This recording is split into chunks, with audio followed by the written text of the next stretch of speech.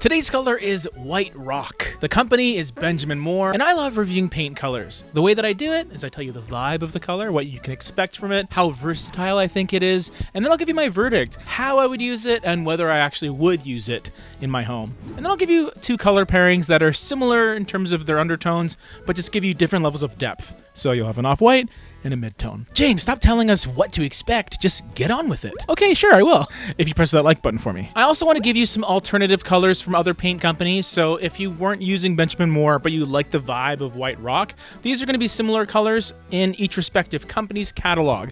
The only thing I'll say is these are not spot-on matches. The only way to get White Rock in its purest form, its purest rock formation, is to just get in a Benjamin Moore paint, which I don't think is a bad thing because I think Benjamin Moore makes some pretty darn good paint. Today's sponsor is us. ThePaintPeople.com is your go-to destination for quality paint and paint supplies. We're more than just a paint store. We are your partner in bringing color to life. Visit our website today and discover a world of colors, quality, and convenience. And as a thank you for supporting us on YouTube, use coupon code JAMES5 for 5% off your order. So let's get right into this color. What's the vibe? What are you getting with White Rock? You are getting white. You're getting a variation of white. It's more of an off-white to me, but it does have a lovely brightness to it. It has an 83 LRV, which is pretty high on the light reflectance value scale. Essentially, if you're not a subscriber, if you're a new viewer, LRV translates to light reflectance value, and the higher that number is,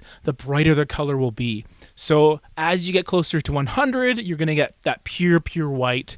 And 83 out of 100, it's a pretty good lightness score. I will say the fact that it's not 90 tells me that there's a decent amount of colorant that has gone into this color, which has given it some saturation in the form of a golden honey yellow undertone.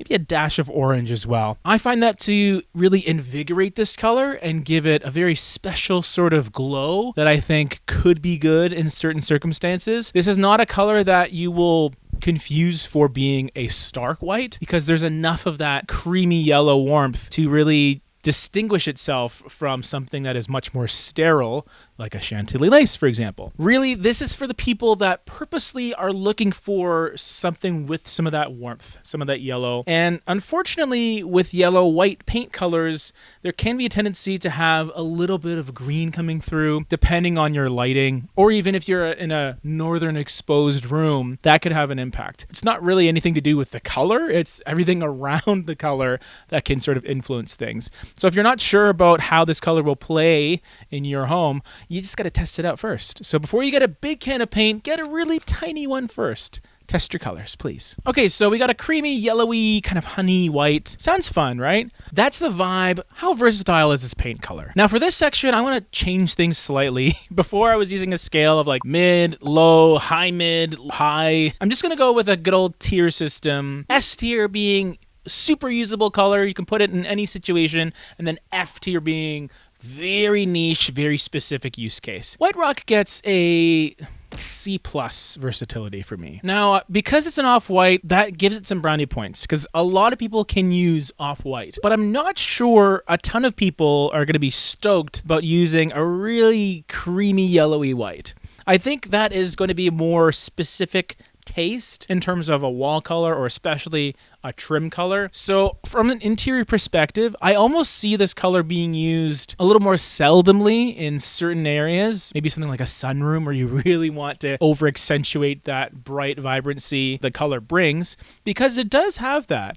It is pretty clean. It's not a sickly yellow, like citrusy lemon lime kind of color. It doesn't have that. It has a nice buttery kind of yellow that I think is quite appealing, but there are going to be situations where it'll just be a little too much, and I think that could present some limitations on the interior side of things. On the exterior side of things, I almost see White Rock being perfectly used as a lighter trim color for maybe a deeper yellow on the main body of the home. One of the color pairings I'm going to talk about later on, I'll tell you now, it's vellum. I think vellum could be interesting as an exterior main body color, and then White Rock could be a perfect pairing as a lighter trim color.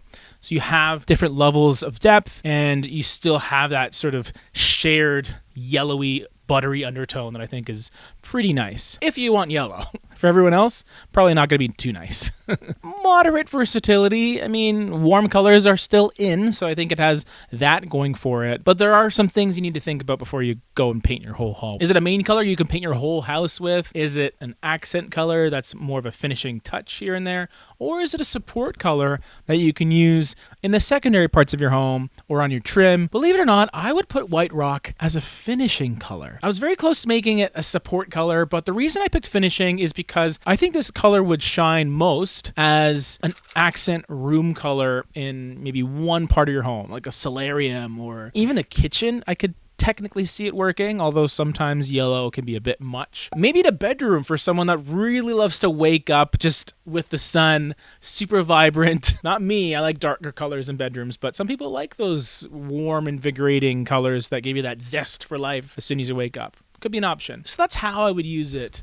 But would I? I think so. White rock has this optimism to it that I think is really enjoyable. I could see it working in a bedroom, believe it or not, just for that same reason I mentioned earlier. Just really wake you up as soon as the sun comes up and just reflects all that warm light back into the space. And I would definitely pair it with incandescent light bulbs so you get that warm glow and really double down on that rather than go with something a little more LED dominant and cool leaning, because I think that would kind of mess things up a bit. Now, in terms of color pairings that go with it, I already mentioned vellum off the top. That's kind of your darker alternative, a little more saturated and deep. Love that color, by the way.